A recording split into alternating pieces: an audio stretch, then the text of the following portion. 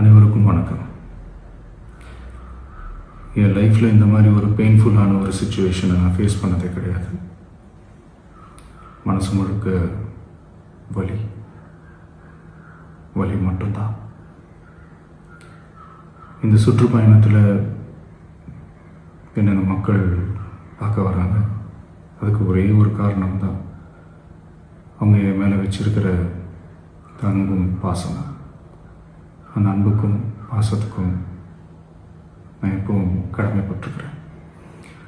அதனால தான் இந்த சுற்றுப்பயணத்தில் மற்ற எல்லா விஷயங்களையும் தாண்டி மக்களுடைய சேஃப்டி, அதில் எந்த காம்ப்ரமைஸும் பண்ணிடக்கூடாதுன்றதுக்காக தான் அது என் மனசில் ரொம்ப ஆழமாக இருக்கும் அந்த எண்ணம்.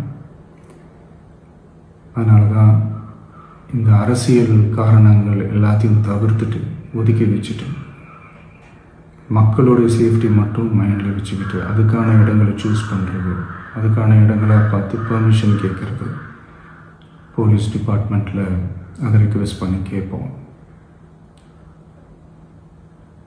ஆனால் நடக்கக்கூடாதது நடந்துருச்சு. ஆனால் மனுஷன் தானே, அந்த நேரத்தில் அத்தனை பேர் பாதிக்கப்பட்டு இருக்கும்போது எப்படி அந்த ஊரை விட்டுட்டு என்னால் கிளம்பி வர முடியும்?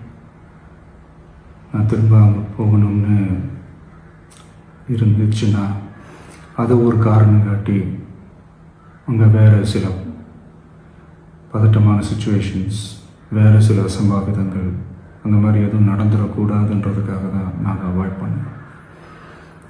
இந்த நேரத்தில் சொந்தங்களை இழந்து தவிக்கிற அத்தனை குடும்பங்களுக்கும் என்னுடைய ஆழ்ந்த இரங்கலை தெரிவிச்சுக்கிறேன். எனக்கு தெரியும், என்ன சொன்னாலும் இது ஈடையாகாதுன்னு எனக்கு தெரியும். ஹாஸ்பிட்டலில் ட்ரீட் பண்ணிகிட்ருக்கிற எல்லாருமே சீக்கிரமாக க்யூர் ஆகி வரணுன்றதை இந்த நேரத்தில் நான் வேண்டிக்கிறேன். கூடிய சீக்கிரமே உங்கள் எல்லாரையும் நான் சந்திக்கிறேன். இந்த நேரத்தில் எங்களுடைய வலிகளை, எங்களுடைய நிலைமையை புரிஞ்சுக்கிட்டு எங்களுக்காக பேசின அரசியல் கட்சிகளை சார்ந்த நண்பர்கள், தலைவர்கள் அனைவருக்கும் என்னுடைய நன்றியை தெரிவிச்சுக்கிறேன். கிட்டத்தட்ட ஒரு 5 மாவட்டத்துக்கு பிரச்சாரத்துக்கு போனோம். இந்த மாதிரி எதுவுமே நடக்கல. ஆனால் கரூரில் மட்டும் ஏன் எப்படி நடக்குது, எப்படி நடக்குது? மக்களுக்கு எல்லா உண்மையும் தெரியும். மக்கள் எல்லாத்தையும் பார்த்துக்கிட்டு இருக்கிறாங்க.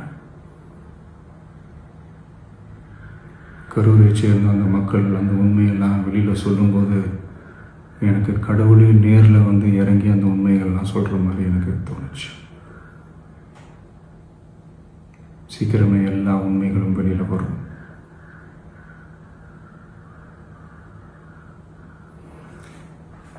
எங்களுக்கு தரப்பட்ட இடத்துல நாங்கள் போய் அந்த ஸ்பாட்டில் நின்று நாங்கள் பேசிட்டு வந்தோம். அதை தாண்டி எந்த தவறும் எங்கள் சைடில் நாங்கள் எதுவுமே செய்யலை. பட் இருந்தாலும் எங்கள் கட்சியை சேர்ந்த நிர்வாகிகள், தோழர்கள் மேலே எஃப்ஐஆர், அது மட்டும் இல்லை சோஷியல் மீடியாவை சேர்ந்த நண்பர்கள், தோழர்கள் அவங்க மேலே எஃப்ஐஆர்லாம் போட்டு இப்போ பிடிச்சிக்கிட்டு இருக்கிறாங்க.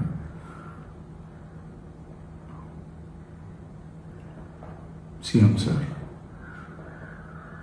உங்களுக்கு ஏதாவது இந்த பழி வாங்கணும் அப்படின்ற எண்ணம் ஏதாவது இருந்துச்சுன்னா என்ன வேணாலும் பண்ணுங்க. அவங்க மேலே கை வைக்காதீங்க. நான் ஒன்று வீட்டில் இருப்பேன், இல்லை நான் ஆஃபீஸில் இருப்பேன். என்ன வேணாலும் செய்யுங்க. நண்பர்களே, தோழர்களே, நம்மளுடைய அரசியல் பயணம் இன்னும் ஸ்ட்ராங்காக, இன்னும் தைரியத்தோட கண்டினியூ ஆகும்.